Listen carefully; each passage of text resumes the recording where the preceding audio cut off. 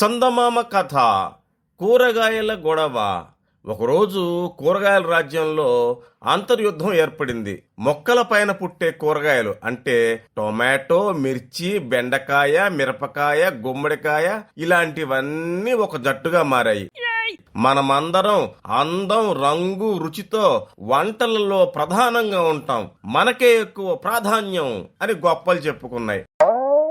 ఇదే సమయంలో భూమిలో పెరిగే దుంపలు అంటే ఉల్లిపాయ, బంగాళదుంప, క్యారెట్, బీట్రూట్, ముల్లంగి, చామదుంప, కంద ఇలాంటివన్నీ మరో జట్టుగా ఏర్పడ్డాయి.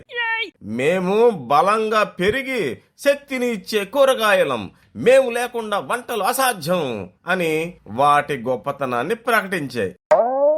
ఇలా ఒక్కొక్క కూరగాయ ఒక్కొక్క మాట చెప్పడం మొదలుపెట్టింది. పనిలో పనిగా కొన్ని కూరగాయలు వాటిలో ఉన్న ఫ్రస్ట్రేషన్ బయట పెట్టుకున్నాయి. టమోటా అంది, నేను చాలా త్వరగా ఉడుకుతాను, కానీ పొటాటో నువ్వెందుకు అంత ఆలస్యంగా ఉడుకుతావు, నీ వల్ల నా సమయం వృధా అవుతోంది అని కంప్లైంట్ చేసింది. దానికి పొటాటో తడుముకోకుండా, టమాటా గారు మీరు గజ గజ ఉడికిపోతారు, కానీ నేను ఎంతకైనా నిలబడగలను, నాకు ప్రాముఖ్యత ఉంటుంది అని సమాధానం చెప్పాడు. మిర్చి మైదానంలోకి దూకింది. నేను లేకపోతే వంటకి రుచి ఉండదు, మీ అందరిని ఎదరగొట్టగలను అని ఘాటు ఘాటు మాటలతో తూటాలు పేల్చింది. ఓహో, నేను లేకుండా హల్వా, కూరలు, సూపు ఏవి రుచిగా ఉండవు, నాకు ప్రాముఖ్యత ఎక్కువ అని గుమ్మడికాయ తన ఆకారానికి తగ్గట్టుగా గట్టిగా అరిచింది. ఇలా ఒక్కొక్క కూరగాయ ఒక్కొక్క రకంగా గొప్పలు చెప్పుకోవడం మొదలైంది. ఈ గొడవలో ఆకుకూరలైన కొత్తిమీర, గోంగూర, పాలకూర మధ్యవర్తిత్వం వహించాయి.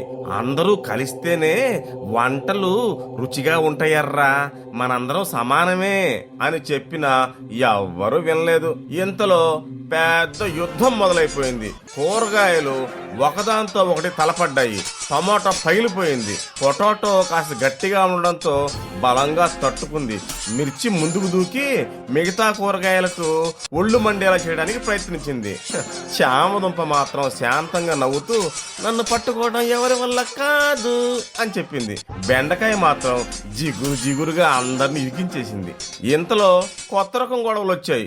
ఉల్లిపాయ తాను వంటలో మొదట్లోనే ఉంటానని చివరికి మాత్రం కనిపించనని బాధపడింది. నా వల్లే మీరు రుచిగా ఉంటారు, కానీ నాకెవరూ విలువ ఇవ్వరు అని వాపోయింది. ఇలా కూరగాయలు తమ గొప్పలు, బాధలు చెప్పుకుంటూ ఉండగా వాళ్ళ దగ్గరికి ఒక చెయ్యి వచ్చింది. అది వంటవాడిది.